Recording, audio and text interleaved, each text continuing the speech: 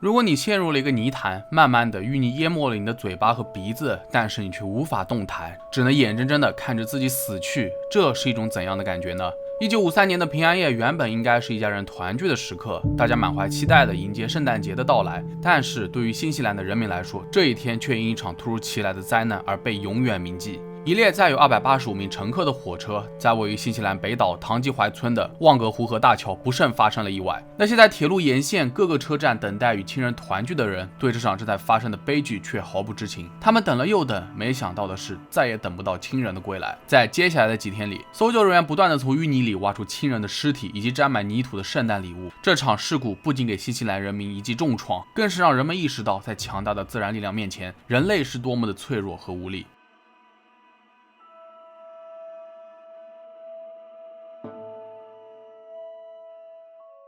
鲁阿佩湖山是新西兰最大的活火山，它耸立在中央高原之上，在海拔2797米的峰顶拥有一个超大的火山口湖，也是本期事发时旺格湖河的源头。它的部分水源来自北岛唯一的冰川。在1945年的时候，第一次火山喷发形成了一座火山灰坝，湖水面积因此而变得越来越大。可是却没有人关注到，自然形成的火山灰坝在长年累月的风沙侵蚀下变得摇摇欲坠，只需要一个外力就会让这个湖出现一个缺口，后果将不堪设想。果然，在1953年12月24日晚上7点左右，当一列货运火车经过旺格湖河铁路桥时，河水看起来还一切正常，可突然间，火山灰坝倒塌，从鲁阿佩湖山附近的火山口湖喷涌出约200万立方米的水，里面包含了水、冰、泥以及岩石，就像是海啸一样冲向旺格湖河。大约在晚上10点10分到10点15分之间，火山泥流袭击了旺格湖河的铁路桥，并且把其中的一节给冲断了。另一边，北岛主干线铁路是新西兰首都惠灵顿与最大城市奥克兰之间的主要交通干线，它会通过一个名为唐吉怀的村庄，穿过旺格湖河。当天下午3点左右，一列载有285名乘客的火车从惠灵顿出发，开往奥克兰。它是由一台蒸汽机车头牵引着11节车厢，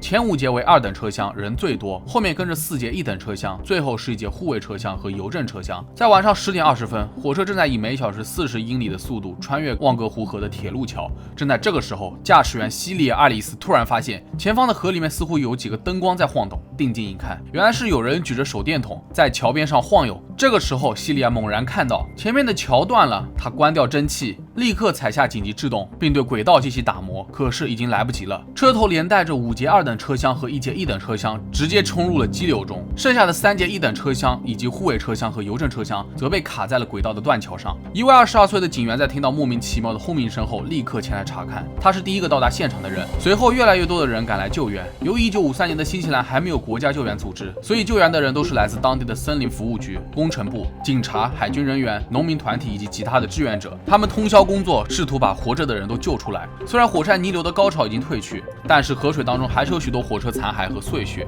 他们和尸体一起混杂在充满油污和淤泥的河床上。到了最后，救援行动直接变成了捞尸行动。在接下来的几天里，当地人在河的下游陆续找到了60具尸体，有些尸体顺着河流甚至被冲到了130公里开外的河口。而就算以最快速度的方式去捞尸，仍然有20具尸体没有被找到。据推算，应该是随着河流冲进了海里。虽然这起事故看似是火车出轨掉落到了大桥下方，可是病理学家在后来查验了大部分尸体，得出了结论，他们并不是被火车摔死的，真实的原因是溺水窒息。由此可见，在火车掉落后的第一时间，大部分人其实都还活着。可是由于大量的火山泥流冲进了车厢，淹没了人群，使得奄奄一息的幸存者又被淤泥堵住了呼吸。这也可以解释为什么大多数尸体都是从淤泥里面挖出来的。这样想想，在生命的最后一刻，这些遇难者一定是经历了非常难受的过程。据统计，此次事故由于被毁的2等车厢人最多，所以在2等车厢里面的176名乘客当中，只有28人幸存，而1等车厢里面的109名乘客中只有1人死亡。再算上工作人员，共计151人死亡。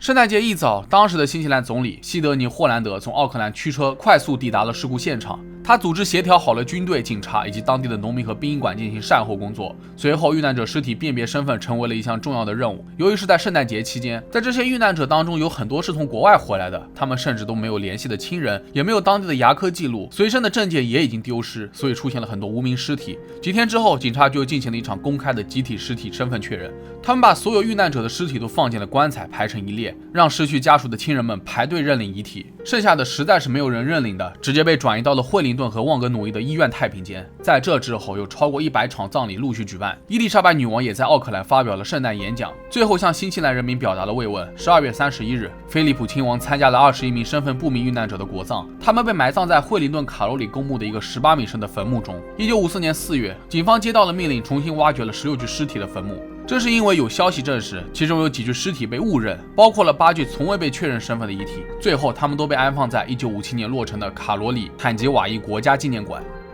在灾难发生后，调查人员发现此次事故当中的铁路桥原来有8个桥墩，事后有4个桥墩受损，1个被冲走，导致了铁路桥断裂。不过人们发现，1953年的火山泥流并非是有记录以来规模最大的一次。早在1925年，火山泥流就已经严重侵蚀过铁路桥，只不过当时并没有出事。地质学家曾经警告过，火山口壁的状况也令人堪忧，但当局基本忽视了这一警告。在经过这么多年来大大小小的冲刷，桥墩早就变得岌岌可危，被冲断也只是早晚的事。只不过这次灾难发生的太过于接近，前脚桥梁刚刚断裂，没过几分钟火车就驶过来了。在那个信息沟通不发达的年代，这场灾难是不可避免的，也就是时间问题。在经过一系列的调查报告，警方最终发布了此次事故当中没有人需要承担法律责任，也没有提起任何诉讼。但是没有人负责不代表后续无所作为。除了重新修建铁路桥之外，在这次之后，新西兰铁路部门还在河流的上游安装了火山泥流警报系统，以提醒列车控制人员注意到河流的速度以及深度。1999年又安装了预警系统来测量河流水位，并会将水位发送到惠灵顿火车站的总网络控制中心。一旦有河水水位发生变化，就会触发警报，提醒工作人员注意，如果水位明显存在着重大风险，控制中心将会让大桥的两侧信号设置为危险，并通过无线电警告该地区的火车司机要远离。在这种情况下，一旦有火车经过大桥，速度就会被限制在25公里每小时以内。不过在2007年3月18日，一场与1953年规模相似的火山泥流爆发，预警系统按计划运行。在火山泥流袭来之前，火车和汽车都直接停在了桥的前面，直到泥流过去，火车在检查后没有出现任何问题才恢复运行。